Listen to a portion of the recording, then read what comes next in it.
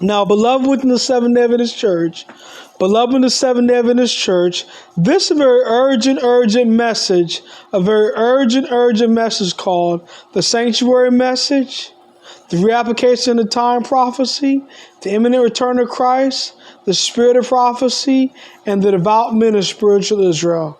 Now, let's take it from Acts chapter 2, verses 1, verses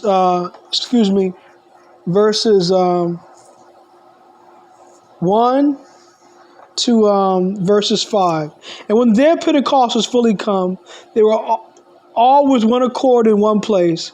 And suddenly there came a sound from heaven as of a mighty, rushing mighty wind, and it filled the house where they were sitting. And there appeared unto them cloven tongues like as of fire, and it sat upon each of them. And they were all filled with the Holy Ghost, and began to speak with other tongues, as the Spirit gave them utterance. Verse 5. And there were dwelling at Jerusalem Jews, devout men, out of every nation under heaven. Now, beloved within the Adventist Church, this is a very serious message, because devout men were in the book of Acts when the early rain fell upon the children of Israel back in Peter's day. And Peter said, because they were accused of being drunk because they're all speaking in the language of the men that had came to hear them speak, but they're understood by them even though they were speaking in their own language in Hebrew. So they were accused of being drunk. And Peter said, this is not the hour to drink. This is the 12th hour of day. This is lunchtime. Why do you accuse us of being drunk? This is the fulfillment of Joel chapter 2, 28 and 32, how he will pour out his spirit upon all flesh. That's what Peter told the men who came, the devout men. But what is the application to our day? The devout men in our day are the Seventh-day Adventist leaders, like these pastors are here, the General Conference vice presidents, the man who's over religious liberty for the Center of the Church, who meets with Pope Francis and other General Conference leaders and other men who say the Sons-in-Law is not here through the back door. It's not going to come for 100 years. They say climate legislation is not Sons-in-Law through the back door. COVID-19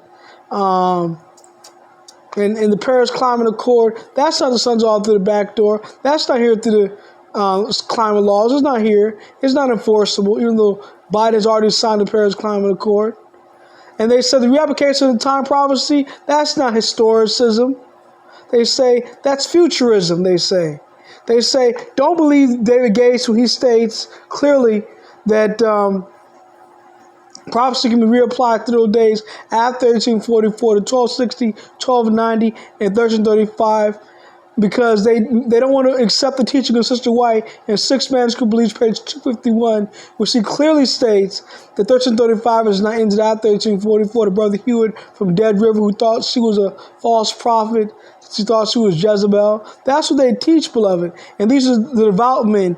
And they're looking upon the men that preach the reapplication of the time prophecy, victory over sin, the imminent return of Christ, the spirit of prophecy, as men that are drunk with new wine.